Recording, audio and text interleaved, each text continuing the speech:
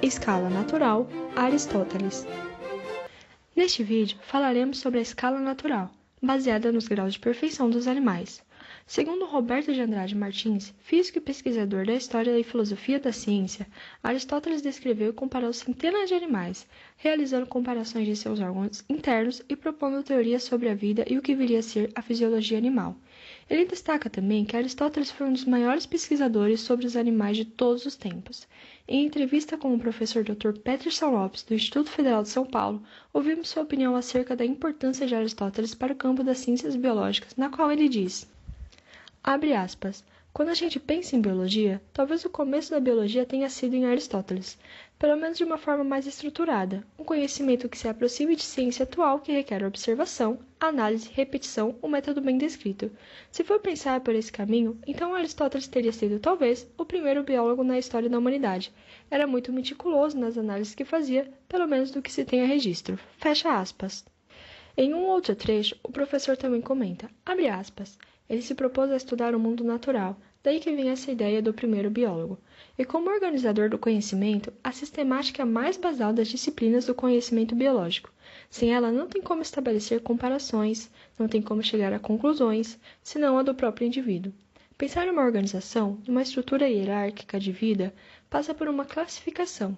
Era isso que ele se propunha a fazer já. Então, esse foi o primeiro biólogo e o primeiro sistemata também. Fecha aspas. A concepção de uma escada natural ou escala natural remonta da antiguidade grega, onde acreditava-se que existia no mundo uma continuidade linear crescente onde não haveriam lacunas e os intervalos entre os elos seriam tão pequenos que tornavam a escala contínua. Essa escala partia dos objetos inanimados, seguiam-se das plantas, dos animais inferiores e superiores, até chegar ao homem, que estaria no topo desta hierarquia, e consistiria no grau mais elevado de complexidade.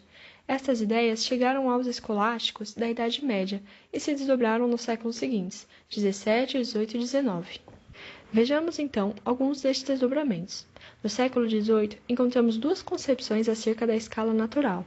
Primeiro, a escala de perfeição de Charles Bonnet, que se iniciava nos homens e partia para os animais, plantas, pedras, metais e elementos.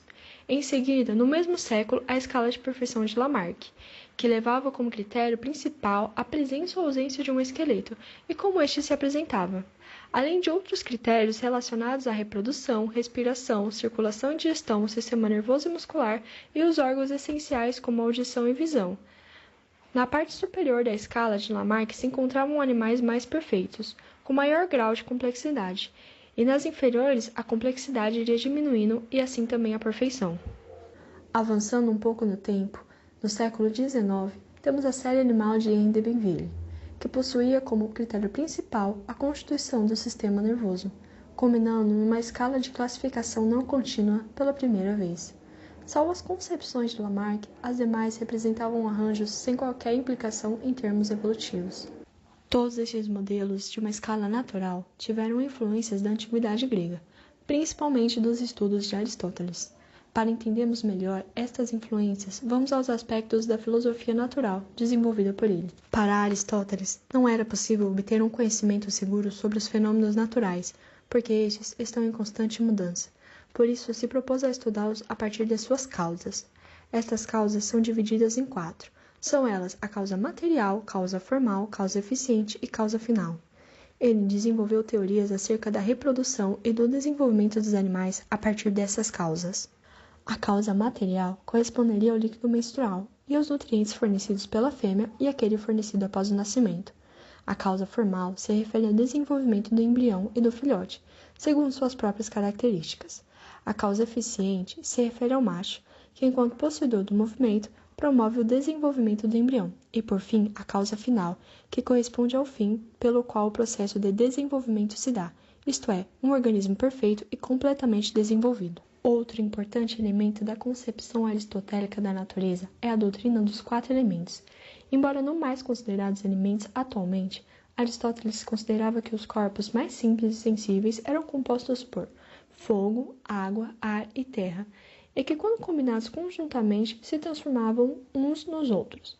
Por conta disso, eram caracterizados pelas qualidades quente e frio, seco e úmido. Exemplificando, sólido e quente formavam um fogo, quente e fluido formavam o ar, sendo este correspondente ao vapor. Fluido e frio formavam água, frio e sólido formavam a terra. Para Aristóteles, a presença ou a falta de alma diferenciava o vivo do não vivo. A alma, para qualquer forma viva, era dividida em funções. São elas: alma nutritiva ou gerativa, presente em todas as plantas; alma sensível e alma desiderativa, essas presente em todos os animais; alma locomotora, presente em alguns animais; e alma racional, presente apenas no ser humano. Em primeiro lugar, na classificação realizada por Aristóteles, estão os animais vivíparos, aqueles que possuem sangue quente e a capacidade de gerar sua prole semelhante aos pais, considerados os mais perfeitos na escala. Em seguida, o filósofo classifica os animais de sangue quente que geram ovos, fazendo uma subclassificação em animais que põem ovos em estado perfeito e animais que colocam ovos imperfeitos. Os ovos considerados perfeitos são aqueles que não sofrem alteração no tamanho depois de postos, como, por exemplo, os ovos das aves. Já os imperfeitos são aqueles que crescem depois de postos, como os de peixes escamosos. Em sequência, Aristóteles chama atenção para um grupo de animais de sangue quente que não produziam filhotes perfeitos, porém eram animais externamente vivíparos. Logo, esses filhotes se assemelham aos pais na fase adulta da vida, como ocorre em peixes cartilaginosos e víboras. Seus ovos são produzidos internamente, protegidos por um envoltório macio. Em relação aos animais sem sangue, alguns produzem ovos imperfeitos, e o ovo irá crescer, como os dos crustáceos. Depois, vêm os animais que são gerados a partir do escólex. Embora possa ter formato parecido com o de um ovo, não poderia ser, pois ocorre mudança em seu formato. Seguindo a classificação, há os animais que são gerados espontaneamente, como alguns insetos, como por exemplo as moscas.